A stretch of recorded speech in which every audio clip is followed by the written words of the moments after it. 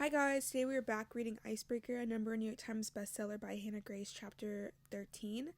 The last chapter was it ended freakily. I'm kind of worried about this one, which is why I add this disclaimer. It is live with my commentary. So, yeah. Chapter 13. Anastasia. And the darkness in the back of the Uber is giving me more confidence than it should. Maybe it's the alcohol, maybe it's the post-qualifying high, maybe it's the way Nathan's body responds to mine, and he's practically digging down my ego to telling me I'm the hottest thing he's ever seen in his life. His hands go about an inch away from making this journey to home more interesting. But I try to avoid this. In my defense, I try to sit with Henry, who I knew I would go entirely out of his way to ensure our bodies touched as little as possible. Shit, he probably would have forced me to sit on the floor of the passenger seat, and I'd have been good with it. But now I find myself dealing with the consequences of my actions, with no one to blame for my acting wet vagina by myself. Okay? My traitorous hips are moving of their own accord. A desperate whimper slipping from my parted lips as Nate slowly and deliberately rolls his hips forward, hands still interlocked with mine between my legs. His other hand leaves my thigh, and his arm instinctively raises to sink my fingers in his thick, dark hair. My breathing slows as he presses his palm flat into my body and travels across my stomach. The curve of my breast circling my nipple, but not quite adding enough pressure for me to be sat. Y'all are doing this in an Uber? In an Uber with like 6 other people. Oh my gosh. Nathan.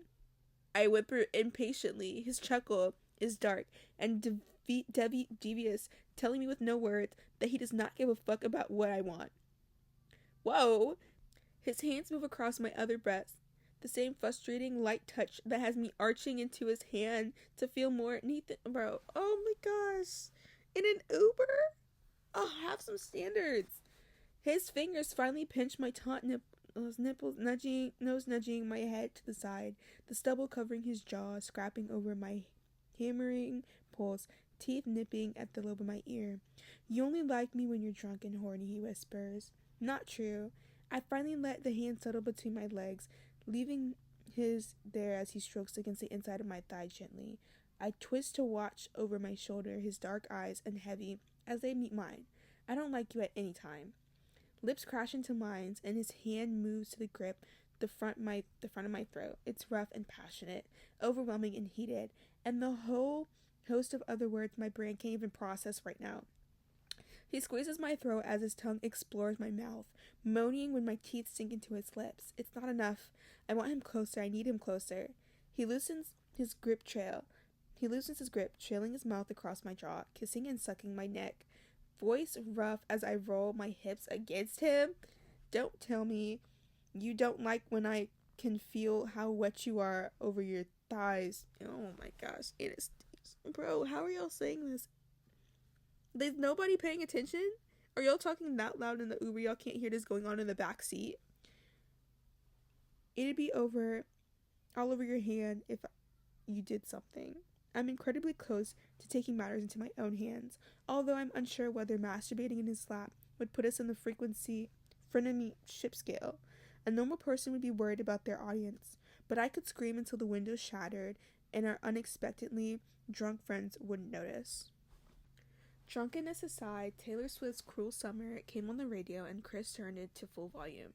We're in our own little world back here. The temperature is hot and the air thicker, tension stealing every last bit of oxygen from my lungs. I couldn't even tell you how far away from Maple Hills we are or how many minutes have passed since I climbed in here and settled on Nate's lap.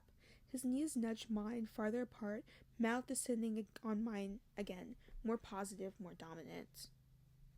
Bro. His nose brushes mine. Can you be a good girl and be quiet? I nod, prepared to finally feel his long, thick fingers easing the throbbing, but oh my gosh. In an Uber? That's my main concern. Why are you doing this in an Uber? You can't wait? Instead, he drags one finger gently over my swollen clit, and I can't help the huff of frustration that escapes me. I'm so close to doing it myself. Tell me if you don't know what you're doing, Nathan. The last time I goaded him about not being able to pleasure a woman, he proved me wrong. Very wrong.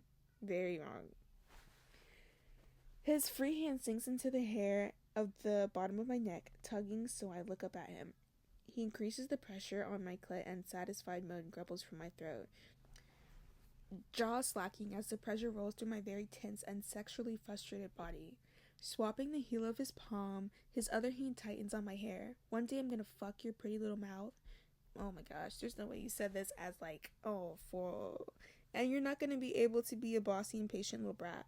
He covers my mouth with his, absorbing my satisfied moan as 2 fingers slide in me, deliciously stretching me. I shouldn't have promised to be quiet. The slick, wet noise of Nathan's finger pumping in and out of me would have been enough for everyone to know without me even saying a word. The music is still blasting, our friends paying attention to anything but us, and the familiar red-hot pleasure shoots up my spine. Your pussy is perfect. Oh gosh, bro, what the freak is this dialogue? What is this dialogue? He rasped into my ear, so wet, bruh. Stop. My hips are bucking against his hand, incoherent pleas, and moans slipping from my lips. My knees try to close, but my body is trying to shy away from the building feeling in my core. He pins my legs open with his, and I'm about to fall headfirst into oblivion. You're gonna come for me? Stop. I can't. Bro, what is this dialogue? Oh my gosh. Come all over my fingers, Anastasia. Show me what you're gonna feel when I've got my dick buried inside you. Bro. Releasing my hair, his hand clamps over my mouth, smoother my cries, and the orgasm rips through me, and I give, being so loud the window shatters my best attempt. Every bit of me physically shaking, pleasure spreading through my entire body, until his eyes roll in my head, and the back arches off him. He keeps pumping his fingers until the spasming stops, and I slump into a sinking, satisfied mess on his chest. How'd you get on his chest? Wait, hold on. Oh my gosh. He gently pulls out his fingers and presses his lips against my damp forehead. Open your mouth. No. He tells me, a curious glint in my eyes. I look at him confused. I do as I'm told, to content and argue, and wait to open my mouth. No. Stop the cap. Oh my gosh. He presses 2 weight fingers against my tongue, and I immediately taste the heavy, salty, sweet sucker. See how fucking good your taste. No, I'm so done. Oh my gosh. Oh my god. This is so freaky, bro. Oh my gosh. Bro. The music cuts off abruptly and my entire body freezes.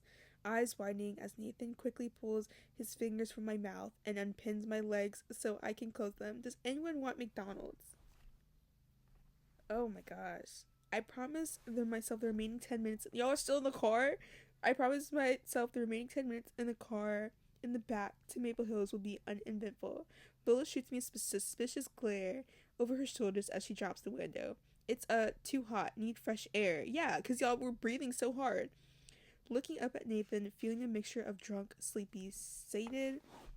I wait until he looks down at me before whispering, does it smell like sex? He snorts and presses his lips on my nose affectionately. All I can smell is your shampoo. I'm gonna get a hard over a honey and strawberry because it reminds me of this. Very impractical, Alan. Nate is right. It's very impractical, but right now I don't mind. He holds me close, keeping me chatting and laughing until we pull up in front of his house. As everyone charges towards the door, carrying full McDonald's bags and others attempting to carry each other. I follow Lola into the house while Nate helps grab Robbie and JJ, who are so drunk they're fast asleep. As soon as we're walking out of earshot of the guys, she tugs my arm and drags me to the kitchen corner. Did you have sex in the Uber? You better not say no because you can't deny it. Like, her voice says outrage, but her face says pride. So much pride. No, I did not. Technically not lying. You did something, Anastasia Allen. Large arms wrap around my waist from behind. I feel his mouth kiss my shoulder. Lo, Robbie said to tell you to go get your chicken nuggets. Her eyes widen as she probably forgot all about them. Knowing Lola, when she runs off in a direction of the living room, Nate turns to me. His arms are his arms so we're facing each other. A pleased smirk on his face, he pushes my hair behind my ears. Do you want to go to bed? So badly. Grabbing a couple of bottles of water from the fridge, he threads his finger through mine, navigating us towards the staircase, through his drunk teammates littering the living area. Let me go first. His hand gripping my waist tightly so I ensure I don't lose my balance in these ridiculously tall heels. Stop looking at my ass, Nate Hawkins. Oh, we all know what's gonna happen. Stop having that ass that looks like that. We finally reach his door. I press in the code, frowning when the keypad flashes red instead of green. I do it again. Red. Your door's broken. I grumble, trying one more time. It worked a few hours ago. Are you putting in the right code? Yeah, I punched in the numbers again. 2539. It's red. That isn't my code, he says, shuffling me out of the way to pull in 4 different digits. The keypad flashes green. What do you mean that isn't your code? Have you changed it? He shakes his head, ushering me to the door. I'm adamant right until the tequila fog clears for a split second, and I realize I'm not right. Sorry. No sorry, tequila brain. It's the code for Ryan's room. Okay.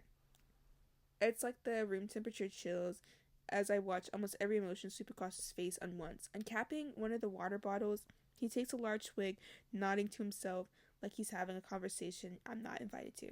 He kicks off his shoes, pulls off his socks, and unbuttons his jeans, dragging them down his muscular thighs, reaching over his shoulder to pull a t-shirt off his body. It feels unfair to witness this for the first time, not stone cold sober. I'm scared. I must have missed a muscle or an ab, perhaps a freckle somewhere on his chest. He's unbelievable. He's not even reacting as I shamelessly stare at him as he walks around his room in tight, gray boxers. He grabs a black t-shirt from his drawer, the Titan logo visible near the neck, and hands it to me. He sighs, finally saying something. Ryan, yeah, I forgot about Ryan somehow. The guy you're fucking. I should have seen this conversation coming. We're not hooking up. Following him with my eyes, I watch as he sits on the bed. Shoulder muscles tense. You told Henry you're fucking him. I haven't got to see him in your bed. He doesn't sound mad. He sounds, I don't know how he sounds. I don't know what's going through his head. We've had friends with benefits thing for a while. He wants to date Olivia, so we've stopped. I shrug, hoping my brief explanation is enough. But I can tell by his face it's not. We didn't even try to do anything the other night. We watched a movie and went to sleep. He's my best friend, Nate, and it isn't any of your business. It is kind of his business if you're fucking this other guy while he wants to be with you. So she's such a pick-me. She's such a what's the word? Guy's girl? She's not a girl's girl. She's such a pick-me and she's annoying. Why are you jealous? He ignores my questions, tugging my hips until I'm directly in front of him. I expect him to say something now, but again, he doesn't. Reaching to my feet, he unbuckles each heel and instructs me to step out of them. The relief pressing my feet against the flat, hard floors after hours of torture is arguably better than the orgasm Nate gave me earlier, but I don't feel like now is the right time to bring that up. He runs his hands up the back of my thighs gently. I'm jealous because I want you all to myself, Stassi. Okay. I'm even jealous of Henry for fuck's sake. I love that kid. Ryan and I worked so well because we didn't get jealous. We didn't care what others did outside of our arrangement. That's swell, he says sarcastically, but I'm not Ryan. Exactly. You tell her your worth.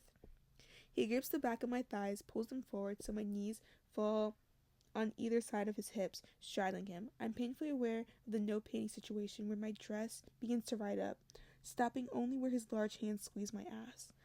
And he uses his grip to grind my pussy against him. I don't want to share you with some other guy. You know I can keep you perfectly satisfied all on my own. I want it in every way you need. This feels dangerously close to exclusive territory. Something I don't want. Bro, only a pick-me would say that. Like, oh, I don't want to be in an exclusive relationship. Like, stop being such a freak, bro. I brush his hair back from his face and press my lips against the corner of his mouth gently. Stop overthinking and fuck me. It's not that serious. Bro, that's the kind of girl you leave on the streets, personally. Rolling me onto my back, Nate climbs between my legs, applying pressure exactly where I want it. My fingers sink into the back and pull his body on top of mine so I can feel every breath. I need more friction, more pressure, more him. Do you have a condom? His nose brushes against mine once, twice. He garbled a moan, rumbles in his throat when I roll my hips against where he's straining against his boxers. I fucking hate myself right now. But we're not having sex. Well, according to Google, apparently you are because, wait, hold on. We're on chapter 13? Oh, you're having sex in chapter 15. Okay. Where was I? Of all things, I was expecting him to say that was somewhere right near the bottom. What? I don't want to have sex with you. No shit. You didn't say that in the car. Anastasia. I do, but not right now. He presses his forehead against mine, lowering his voice. I want you to want me when you're sober, Anastasia. I can't do any other week of you avoiding me. I fucking hate it. The sting of rejection stings to my stomach. And it's like I can't breathe. Oh, okay. That's fine. See, you should get off me, please. I didn't mean it that way. It came out. I'm sorry. I just don't want to be another drunken hookup. Put the t-shirt on. We can talk or sleep or whatever you want to do. See, now this is a real guy. Well, no, it's not, because he's freaky as fuck, but he's better than her. What he's saying makes sense. But somehow it doesn't soothe the embarrassment I'm feeling. My lip wobbles despite my attempts to concentrate on him saying what he does want me. It sounds like he only wants me if I offer him more, which I can't do. The need to please him and escape him are battling each other in my brain, suffocating me. Stacy, please don't cry. Fuck, I want you so badly. I just don't want to be the first time we have sex to be something you regret. Saying nothing further, I reach for the Titans t-shirt and head towards the bathroom. When I've changed out of my dress, cheeks still pink and eyes threatening to water, he's already in the bed, so I climb in beside him. He leans over and presses his lips in my temple, kissing repeatedly. Do you want to cuddle? Aww. I rest my head against the pillow. I'm not a cuddler. Ugh. She pisses me off. He chuckles, kissing me one more time. Good night. I wait until he's fast asleep before requesting the Uber.